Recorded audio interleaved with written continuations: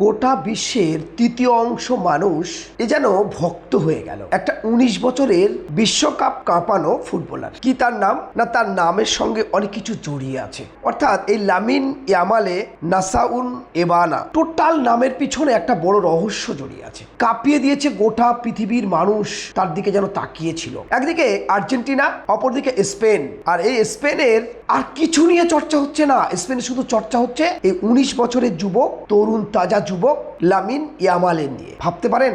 আর এই নামের পিছনে কি আছে? এই নাম নিয়ে এখন চর্চা শুরু হয়েছে।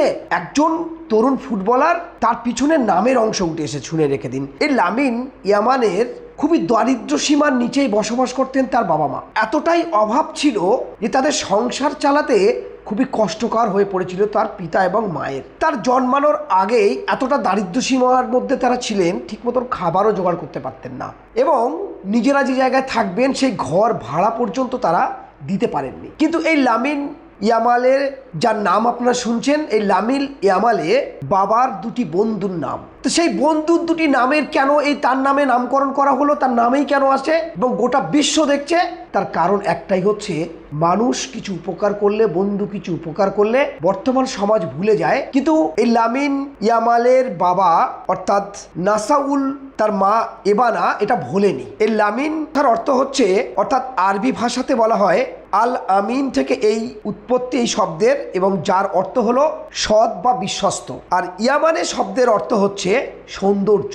এই দুই ব্যক্তি সেদিন এই লামিন ইয়ামালের বাবার ঘর ভাড়া দিয়েছিলেন এবং তাদের খাদ্য খাবার অর্থের জন্য প্রায় সাহায্য করতেন। লামিন ইয়ামালে যখন জন্মগ্রহণ করেছেন, অর্থাৎ তার বাবা নাসাউল এবং তার মা এবানা দুজনেই মিলে ঠিক করেছিলেন যে আমাদের এই খাদ্য খাবার, ঘর ভাড়া দেওয়ার যারা দিয়েছেন তাদের কৃতজ্ঞতা বজায় রাখতে নিজের সন্তানের নামটা রেখে, সন্তানের নাম সেটাই রেখেছিলেন। কি রেখেছিলেন?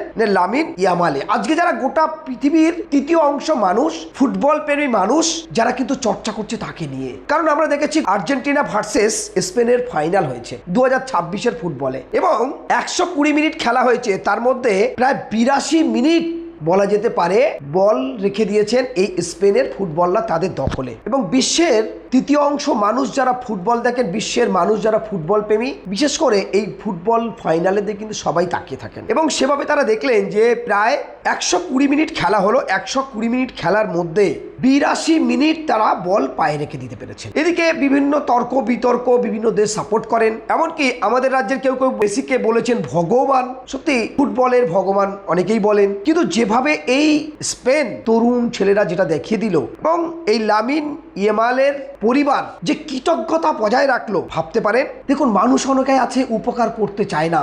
আজকে দেখুন তারা উপকার করে গেছে, সেই উপকারের নামে সেই সন্তানের পিঠের চালে নামটা রেখে দিয়েছে বলে আজ গোটা পৃথিবী দেখছে। আর বাবা মার কতটা কৃতজ্ঞতা দেখুন, তারা কিন্তু ভোলেনি। এই হচ্ছে একটা পরিবার উঠে এসেছে, বিশেষ করে স্পেনের এই জায়গায়, অভাবী জায়গা থেকে যেভাবে উঠে এসেছে। আজও কিন্তু এই লামিন ইয়ামালে বার্সেলোনার ফুটবলার হিসাবে, ফুটবলার প্লেয়ার হিসাবে সেই ক্লাবে খেলেন, এবং তার যা দুধর্ষিতা, এখনো পর্যন্ত সে ইসলামিক আদর্শে চলে। কারণ সে এটুকু জানে যে আমার বাবা যে দারিদ্র সীমার নিচে বসবাস করেছে এবং তার খাদ্য খাবার সংকট ছিল, তার কিন্তু দুটো বন্ধু সাহায্য করেছিল, নিশ্চয়ই তাকে বলেছে। তার জন্য কিন্তু অভাবের কারণে আজ কোথায় উঠে গেছে একটু ভেবেছে দেখেছেন। এবং এই লামিন ইয়ামালের যা বয়স মাত্র ১৯ বছর, সে যদি তার এই দূরদর্শিতা এবং খেলার ঠিকঠাক ধরে রাখে, শুধু একটা বিশ্বকাপ নয়, সে হয়তো আরো ৫টা বিশ্বকাপ খেলতে পারবে, কারণ তার মাত্র বয়স ১৯ বছর।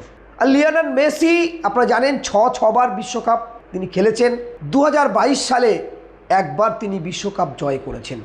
আমরা কে ভালো কে খারাপ সেটা বলছি না, কিন্তু চরিত্র, আদর্শ, অভাব থেকে যদি উঠে আসতে পারে, আজকে আমার ভারতবর্ষের ১৪০ কোটির কাছে মানুষ, ভাবুন তো দেখি, একটা ফুটবল টিম তৈরি করতে পারছে না যে বিশ্বের দরবারে গিয়ে ফুটবল খেলবে। গোটা পৃথিবীর মানুষের কাছে আমরা অনেক বড় বৃহত্তর গণতান্ত্রিক দেশ, সেই দেশে আমরা কেউ কাউকে ভগবান বলে ফেলছি, কেউ কাউকে পূজা করে বেড়াচ্ছি, কিন্তু সঠিক চিন্তাভাবনা আমাদের মধ্যে নেই। আমরা দেখলাম কোটি কোটি টাকার বাজি ফাটলো, কোটি কোটি টাকা নষ্ট হয়। দেশের মানুষের মধ্যে একটু একটু করে যদি সরকার এবং যারা ক্রীড়াপ্রেমী মানুষ ঠিকঠাকভাবে চিন্তা করে, তাহলে কিন্তু ভারতবর্ষের এই বিশ্বকাপ ফুটবলের দিকে অনেক এগিয়ে যেতে পারে। ভারত একটি বৃহত্তর দেশ, কিন্তু ছোট্ট দেশ এই স্পেন যেভাবে এখন গোটা চর্চা শুরু হয়েছে, কোথায় গিয়ে পৌঁছেছে একবার ভেবে দেখেছেন? আর বিশেষ করে ভারতবর্ষে যদি এরম গরিব ঘরে কেউ জন্মাতো, কোনো ক্ষমতা নেই তাদের পাত্তা দিত, তাদের স্থান দিত, তাদেরকে অন্য জায়গায় সরিয়ে দেওয়া হতো। কিন্তু লামিন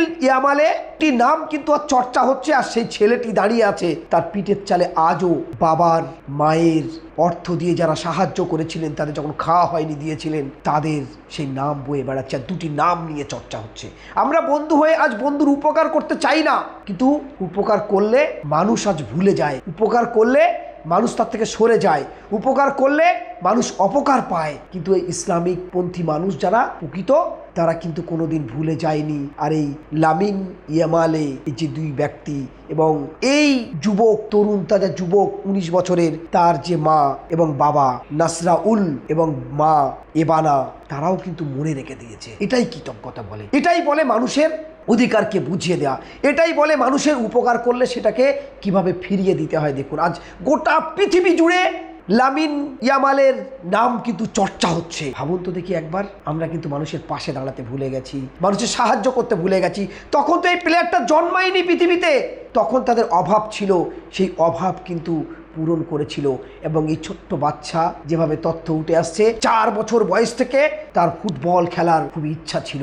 কিন্তু এতটা দারিদ্র সীমার বসবাস করা মানুষ কিভাবে পৌঁছে গেল এই জায়গা থেকে? কারণ প্রকৃত মানুষের মূল্যায়ন করা হয় সেই দেশে। গোটা পৃথিবীর মানুষ যখন প্রকৃত মানুষকে মূল্যায়ন করে, ল্যাং মারামারি না করে, তাহলে কিন্তু সেই মানুষ এক জায়গায় স্থান পায়। আজকে যদি স্পেন এই গরিব মুসলিম ছেলেকে, তাকে যদি সরিয়ে দিত, তার যদি স্থান না দিত, তাহলে কিন্তু কোনো দিনের জন্য এ উঠে আসতে পারতো না। মাঠে যার আচরণ ভদ্র, নম্র, বিনয়ী, খেলার সময় দেখলাম। এবং লিওনেল মেসি যখন বসেছিলেন, অর্থাৎ ভগবান বলে যাকে সম্মান করছেন আমাদের রাজ্যের অনেক মন্ত্রী বা এরা ভগবান বলছে, সেই আল্লাহর বান্দা লামিন ইয়ামালে নিজে গিয়ে তাকে কিন্তু জড়িয়ে ধরে তুলে নিয়ে তাকে সান্ত্বনা করেছে। সত্যি অবাক করেছে মানুষকে। এবং ছোট্ট ভাইকে নিয়ে যেভাবে, তার কোনো অহংকার নেই, পিতা মাতা দাদি এবং ছোট্ট ভাইকে নিয়ে যেভাবে আনন্দ করছে, মুগ্ধ হয়ে যাবে। সত্যি এইভাবে উঠে আসুক এবং গরিবের মূল্যায়ন করা হোক। একদিন কিন্তু প্রতিভাবান প্রতিটা মানুষ কিন্তু উঠে আসবে।